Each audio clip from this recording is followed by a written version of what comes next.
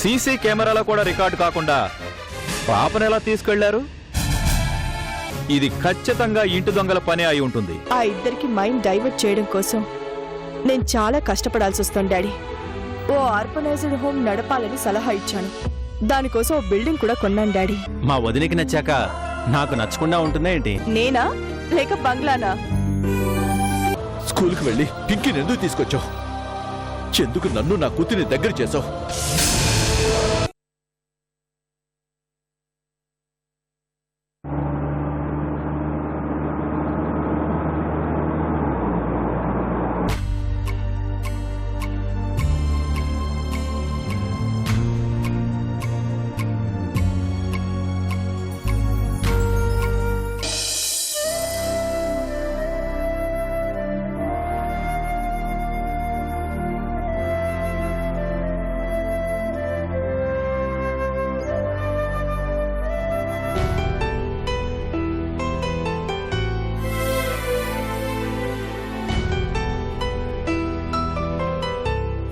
రాజా,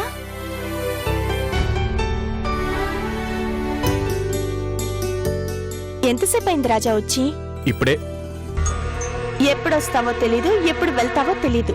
ఇంతకీ అక్కడ పని అయిపోయిందా? ఇంకా చాలా ఉంది మాధవి. నేను వెళ్ళింది ఒకటి, అక్కడ జరిగింది ఇంకొకటి. ఏమైందేంటి? నేను చెప్పాను కదా, విశ్వనాథ్ గారి మనవరాల్ని ఎవరో కిడ్నాప్ చేశారు అని. అవును. ఆ పాపని నేనే కాపాడి ఇంటికి తీసుకొచ్చాను. అవునా? చాలా మంచి పని చేశావు. కానీ విచిత్రం ఏంటంటే, ఆ పని చేసింది విశ్వనాథ్ గారి దగ్గర పనిచేసే ఎంప్లాయే.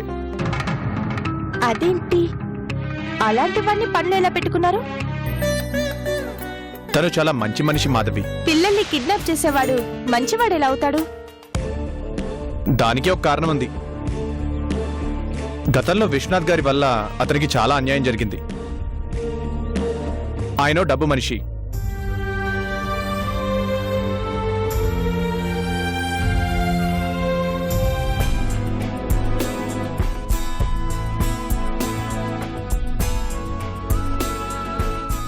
ఎప్పుడొచ్చావు రాజా? ఇప్పుడే వచ్చాను మూర్తి గారు. ఇంతకీ ఎలా ఉంది మన ఆఫీస్? ఆఫీస్ బాగానే ఉంది, కానీ నువ్వు మాత్రం ఇక్కడ పనులు దగ్గరుండి చూసుకోవాల్సిన అవసరం చాలా ఉంది రాజా. ఏమైందండి? మీరంతా ఉన్నారుగా. నేనుండడం వేరు, నువ్వు ఉండడం వేరు. ఆ రిజర్వాయర్ వర్క్ మొదలుపెట్టాక నువ్వు ఎటెళ్ళినా పర్వాలేదు, కానీ అప్పటి వరకు నువ్వు అందుబాటులో ఉండాలి. అయినా హాస్పిటల్ వర్క్ ఎంతని? దానికి నువ్వే వెళ్ళాలా? వేరే ఎవరిని పంపించినా సరిపోతుంది.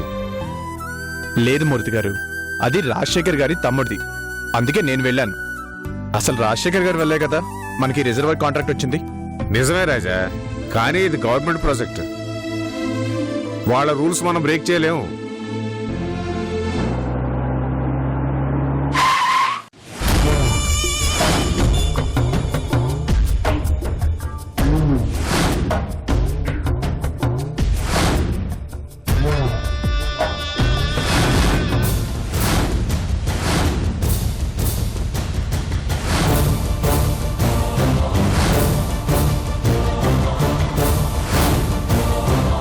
మీరు ఇక్కడే ఉండండి. అలాగే అన్నా.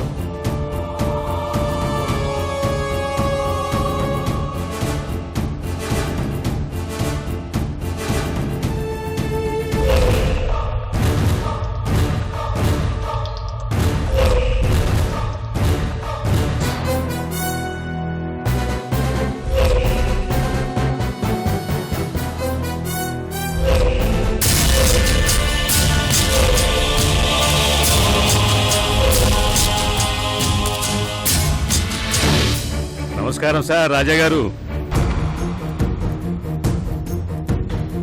నా పేరు దేవేంద్ర.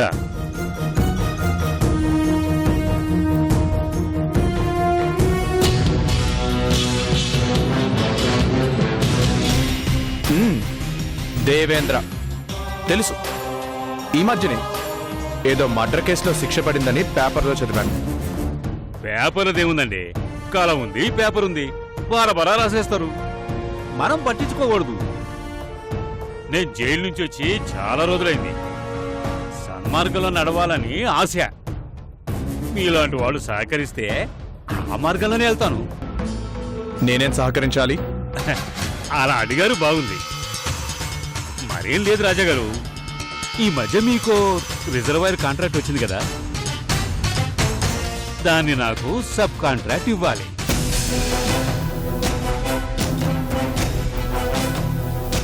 మీరు పెద్ద మనసుతో కాంట్రాక్ట్ ఇప్పిస్తే నేను ఇంకా మంచి మనసు పెట్టి దాన్ని పూర్తి చేస్తా.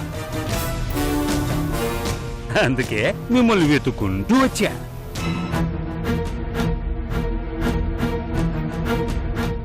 అమ్మా, కాస్త మంచినీళ్ళుంటే ఇయ్యమ్మా. పగలు మంచినీళ్ళు తప్పిస్తే ఇంకేం తాగలేండి.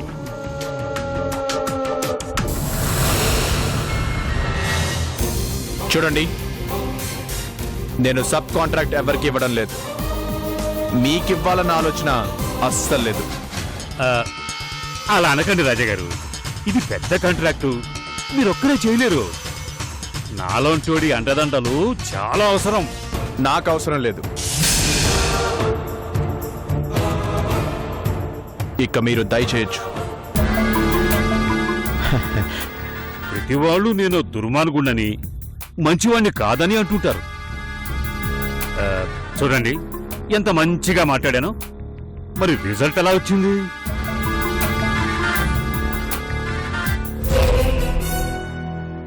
అదే నేను ఇంకోలా మాట్లాడితే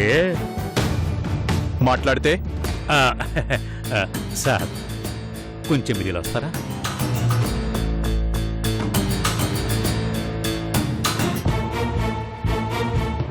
అక్కడేనండి అందరూ నన్ను మంచోడు కాదు అంటారు. నేను నీకంటే మంచోడిని కాదు. అయ్యయ్యో, ఎంత మాట అండి. మీరెప్పుడూ మంచివారుగానే ఉండాలి. ఆశపడి అడిగాను, కాదనకండి. నేను నిర్ణయం ఒక్కసారి తీసుకుంటాను. పో బయటికి.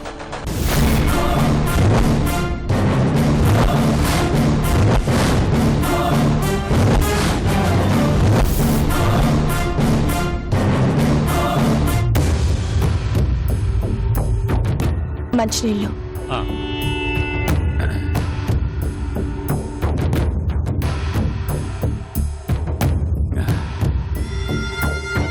నీళ్లు చల్లగా ఉన్నాయి.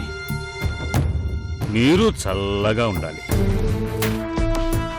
మనం మళ్ళీ కలుద్దాం.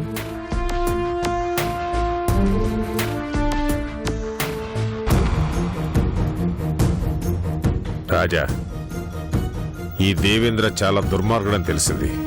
ఇంకో విషయం ఏంటంటే, రాంప్రసాద్ గారితో కలిసి ఏదో పైప్ లైన్ కాంట్రాక్ట్ చేసి ఆ తర్వాత రాంప్రసాద్ గారిని మోసం చేశాడనే టాక్ కూడా ఉంది. ఎందుకైనా మంచిది వీడితో కొంచెం జాగ్రత్త.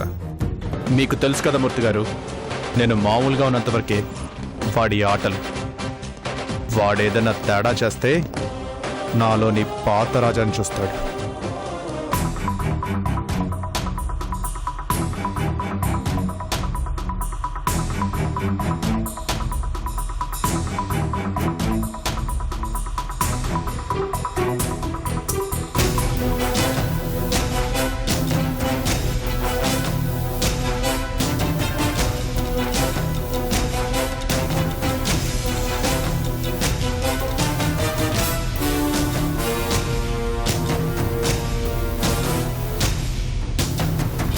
ఏంట్రా ఆ రాజాగాడేంట్రా అంత మొండిగా కుదరదు అని చెప్పేశాడు? అంటే జనంలో మన పవర్ తగ్గిందా, లేక మనం అంటే భయం పోయిందా? భయం తగ్గకుండా అప్పుడప్పుడు మటలు అవి చేస్తూనే ఉన్నాం కదరా, ఇంకా భయం లేకపోవటం ఏంట్రా? భయం లేదంటే బలుపు ఎక్కువైందని అర్థం అన్నా. ఒక్కసారి భయం అంటే ఏంటో చూపిద్దామన్నా. ఈ సిటీలో నువ్వు కాంట్రాక్ట్ అడిగితే కాదనేవాడే లేడు, కానీ అలాంటిది వాడు ఎలా మాట్లాడాడో చూడన్నా. నువ్వు అనన్నా వాడంతా చూస్తాం. అంటే ఏం చేస్తారా? మహా అయితే కొడతారు, ఎదురు తిరిగితే కాలు చెయ్యో తీసేస్తారు, దానికి లొంగకపోతే ప్రాణం తీస్తారు.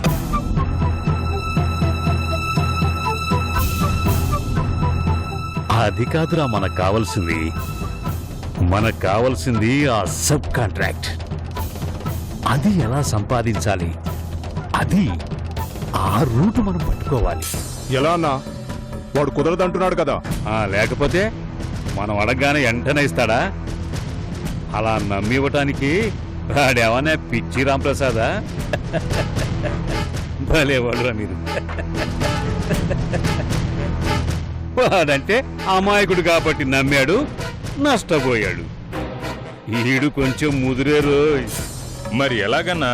పోనీ వాళ్ళ మనుషులు ఎవరినైనా కిడ్నాప్ చేద్దామన్నా? అబ్బా, నేను ఈ మధ్య అహింసా మార్గంలో వెళ్తున్నానురా. హింసా మార్గం వద్దు. దేనికైనా ఓ రూట్ ఉంటుంది. కుదరదు అన్నప్పుడు కదా అడ్డదారి వెతకాలి. ఫస్ట్ గేర్ వేసాం, బండి కదిలింది. ఇప్పుడు రెండో గేర్ వేద్దాం. మినిస్టర్ గారికి ఒకసారి ఫోన్ కలపరా.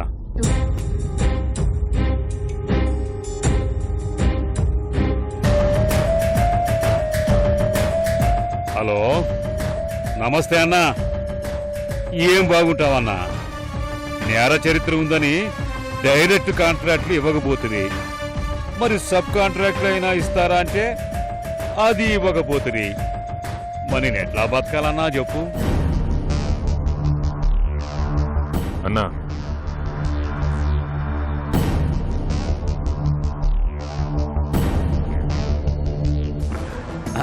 నేనా?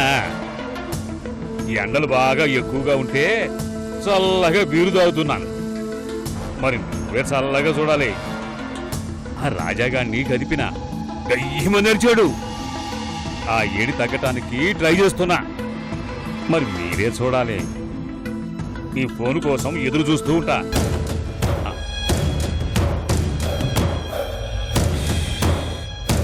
అబ్బా, ఎండలు బాగా ఎక్కువగా ఉన్నాయిరా. AC on చేయండిరా.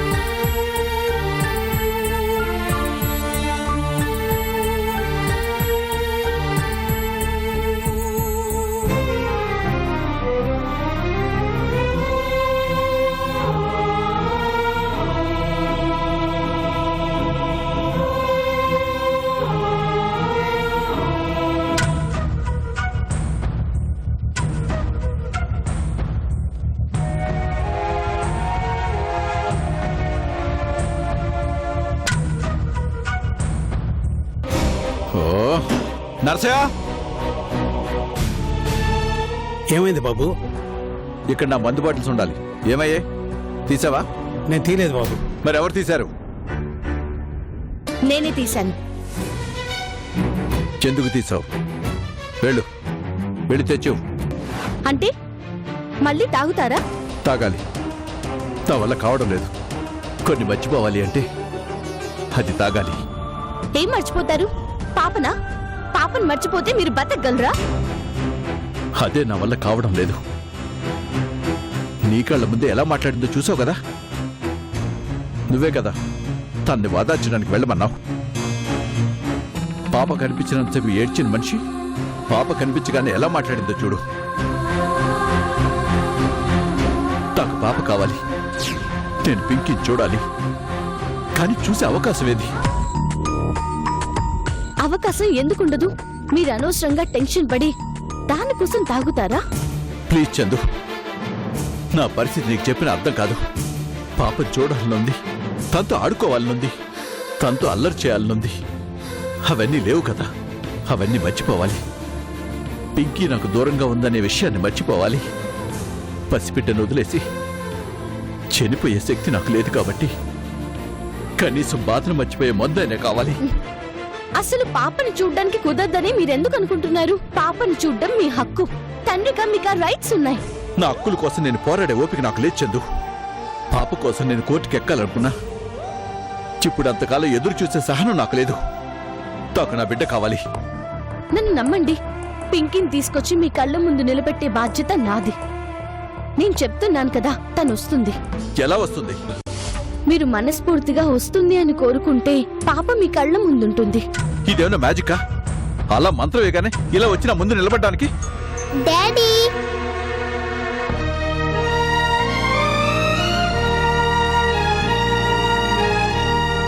అమ్మా పింకీ,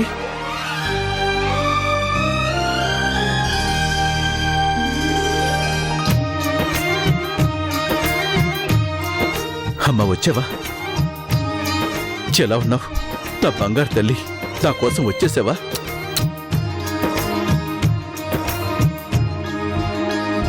అత్తయ్య, నువ్వు పాప కోసం ఎంత ఎదురు చూస్తున్నావో, ఎంత బాధపడుతున్నావో చందు నాకు ఫోన్ చేసి చెప్పింది బాబు. అందుకే తీసుకునొచ్చాను.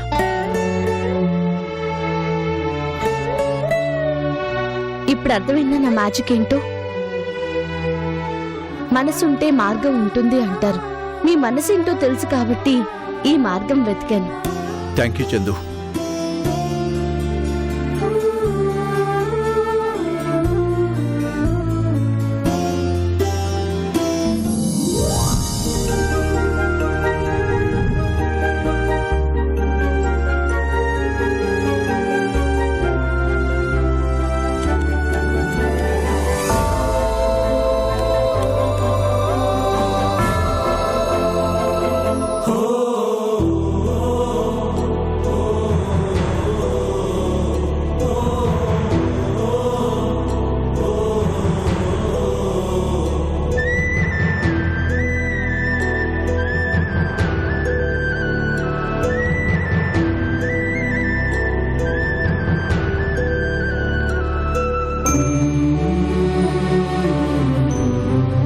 పాప కనిపించగానే ఆయన ముఖంలో ఎంత ఆనందమో చూడమ్మా. నిజంగా నువ్వు ఎవరి కష్టాన్ని చూడలేవు చందు. ఎవరెన్ని మాటలన్నా, ఎవరు ఎన్ని చేసినా నీ ఆలోచనలు ఎప్పుడు ఎదుటి వాళ్ల మంచినే కోరుకుంటాయి కదూ. నీ మంచి మనసుకి దేవుడెప్పుడూ మంచే చేస్తాడమ్మా.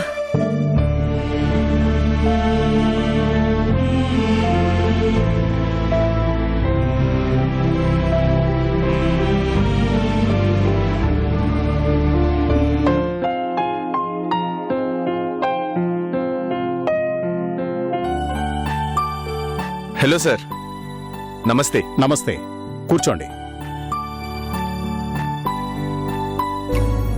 ఏంటి సార్, ఏదో అర్జెంట్ పని ఉంది రమ్మన్నారు? ఇదిగోండి ఆ రిజర్వాయర్ తాలూకు డీటెయిల్స్.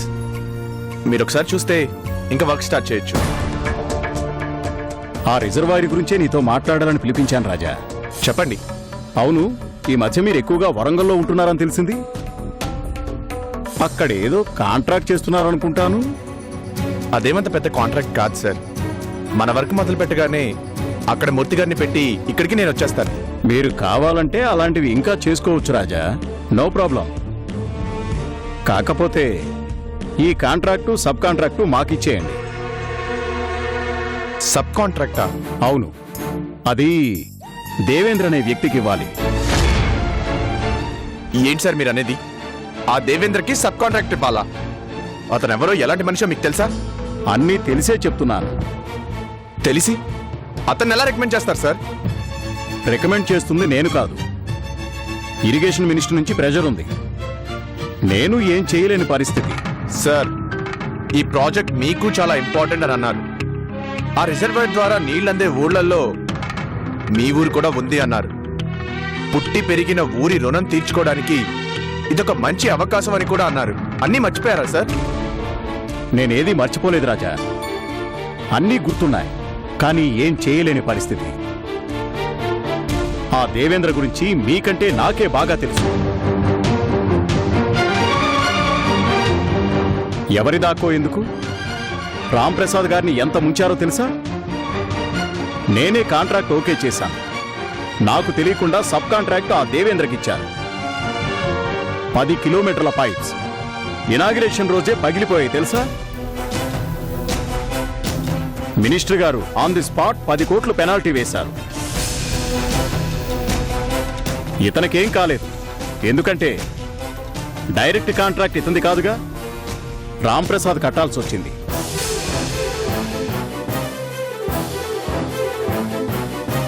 మరి అన్నీ తెలిసి నన్నెలా వాడికి సబ్ కాంట్రాక్ట్ ఇమ్మంటారు సార్? అంటే నేను రామ్ ప్రసాద్ గారిలా మోసపోవాలా? అది కాదు రాజా. సార్, మీ నిస్సహాయతను నేను అర్థం చేసుకోగలను, కానీ నా పరిస్థితిని మీరు అర్థం చేసుకోండి. రిజర్వాయర్కి నేను పూర్తి బాధ్యుడిని. అలాంటి వ్యక్తికి నేను ఏ కాంట్రాక్టు ఇవ్వలేను, ఇవ్వను కూడా. కానీ పైనుంచి చాలా ఒత్తిడి ఉంది రాజా. ఏదొచ్చినా నేను రెడీ సార్, కానీ ఈ కాంట్రాక్ట్ నేను ఎవ్వరికి ఇవ్వను. అందులోనూ ఆ దేవేంద్రకి అస్సలు ఇవ్వను. ఇందులో ఏ ప్రాబ్లం వచ్చినా నేనే పూర్తి బాధ్యత తీసుకుంటాను. వస్తాను సార్.